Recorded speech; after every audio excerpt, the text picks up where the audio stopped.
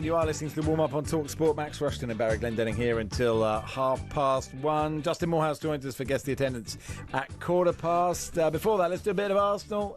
They go to Old Trafford today in the kind of second place no man's land that they appear to exist in at the moment. But the title race is not over yet, although it kind of is. Let's talk to Sophie Nicolau from the Highbury squad. Hey, Sophie, how are you? Hey Max, hi Barry, how are you? Boys feeling this fine Sunday? Full of the joys of spring, Sophie. Absolutely, Sophie. Always nice to have you on. I mean, we should start with, I suppose, do you think Arteta will rest some players given the slender advantage you have over PSV in the Champions League? I love it. I love it when I always miss talking to Max, the Tottenham fan. It's always joys. This game, has there ever been a Manchester United Arsenal game that has felt like nothing for quite some time? I can't remember the last time there was a more... It feels irrelevant, but it's still relevant, of course.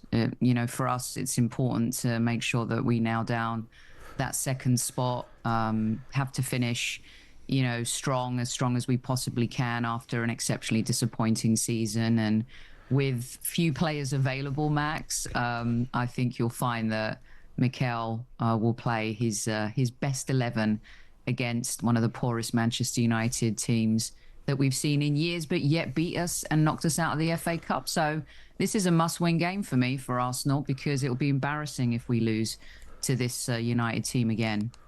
Ooh, that's a burn, Sophie. You say the season's been exceptionally disappointing. If I can...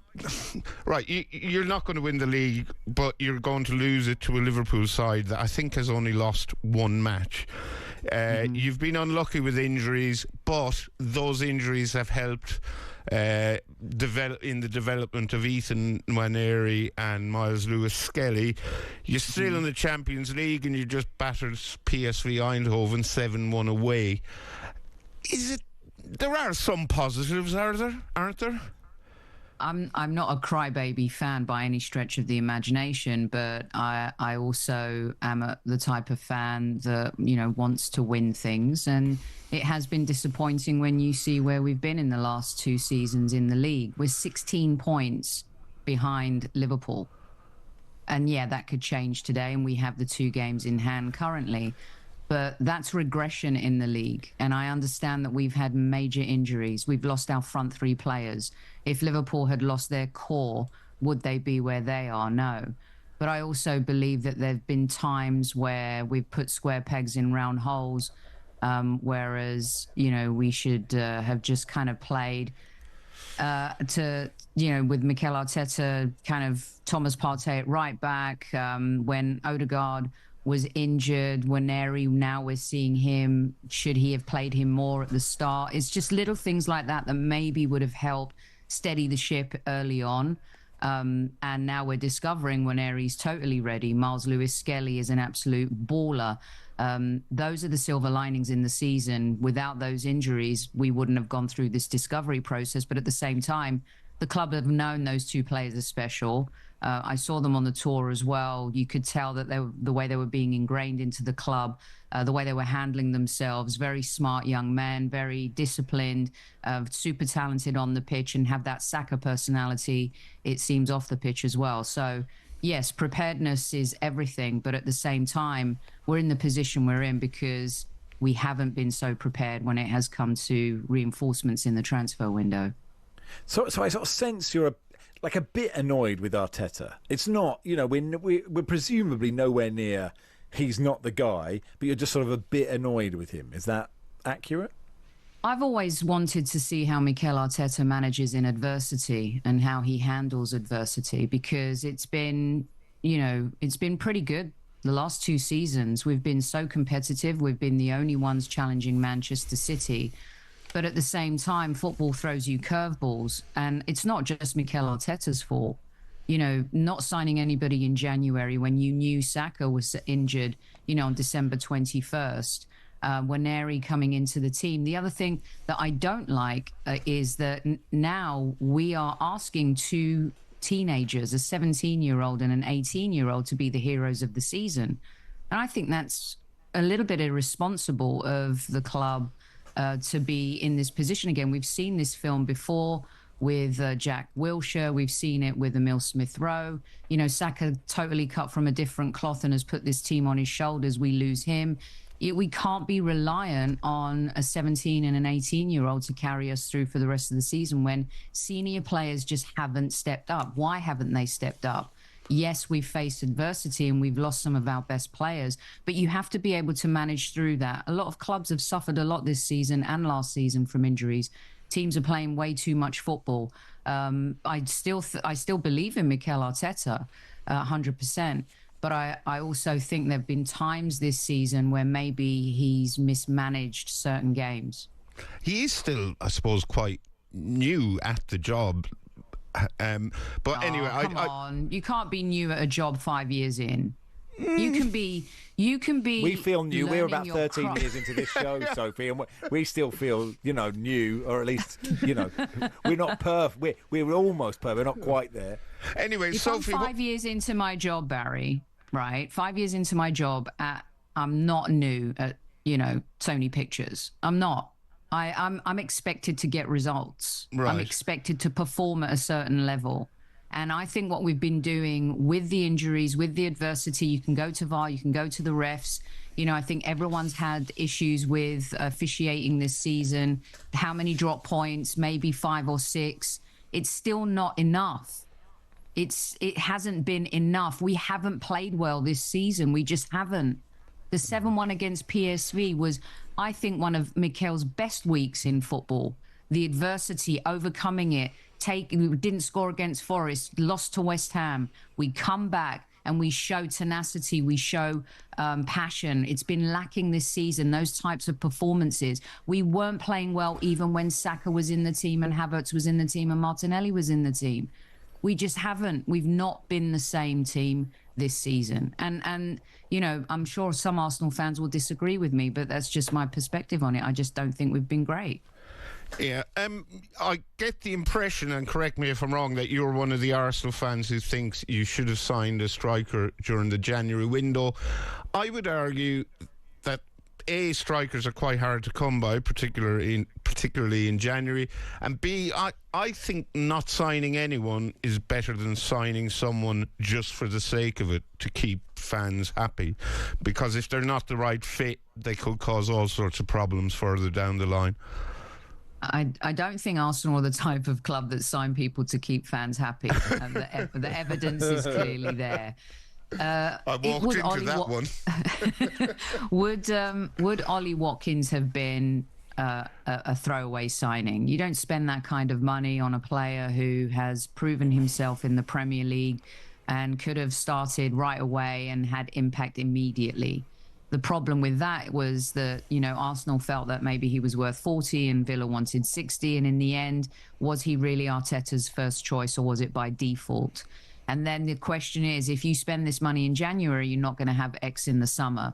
So then do you wait? Do you feel like, well, maybe we can get through what we need to and find ways to win in the Champions League in these kind of knockout games, versus, throwing away the war chest in January. So I do understand that, but they should have been prepared before that, right? In the summer, should anything have happened to Kai Havertz. But also there's maybe a slight level of arrogance, because last season we scored the most goals in our Premier League history, and Mikel likes to play a certain way. So maybe he felt he could roll the dice again. I'm going to get 15 goals out of Saka, Odegaard, Martinelli, Havertz, and that just hasn't worked this season, and it's backfired.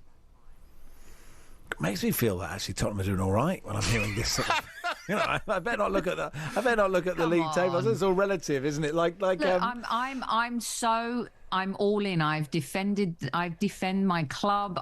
The manager is still the guy for me. I think we've been doing phenomenally well, but I do believe we've made mistakes that have led to us being in this position this season. And I don't look at things through my rose-colored glasses. I'm not going to sit here and say it's all great. I believe that we could have prepared better. So maybe we could have kept the challenge up against Liverpool. Look at their front five. And I know we've had injuries, and to major players, it is an absolute disaster. But if you really want a challenge for the Premier League, you have to be prepared for that. And I just don't think this season we were prepared enough for that. Yeah, I think that's fair. I think injuries do. I think actually they can define seasons. They're just not very interesting to talk about. Like, quite often you hear ex-pros just saying, oh, you've got to find a way. And you go, well, you made a really good point. Like, if Liverpool lose those number of players, and, you know, I can bring Tottenham into it. Like, I don't think they've been great. And even when their players came back on Thursday, they still weren't. But, like, if you lose your whole spine, like, it does, that can be season defining. It's just...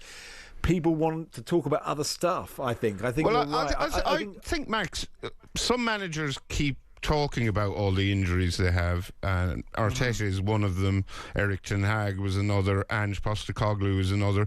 Whereas, like, Brighton have had an injury crisis this season. So have Bournemouth. So have Villa. But their managers just sort of get on with it and don't go on and on and on about. Yeah. How also our spine has still been there, right? You've had Saliba, Gabriel, David Raya.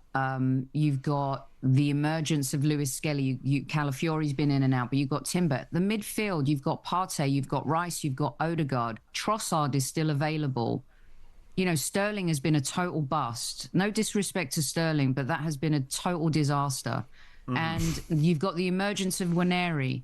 So there's still a good team there to be playing and getting results. Of course, Saka is our best player. That player is so special, and you realise that. And any fan who's criticised Kai Havertz, I bet is missing him right about now.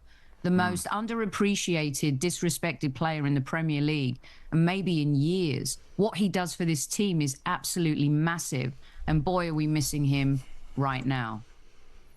I would enjoy the game, Sophie. I haven't it had is my nothing. tea yet. Haven't had my tea yet. Have you ever thought, Sophie, maybe football's not the game for you? You know what?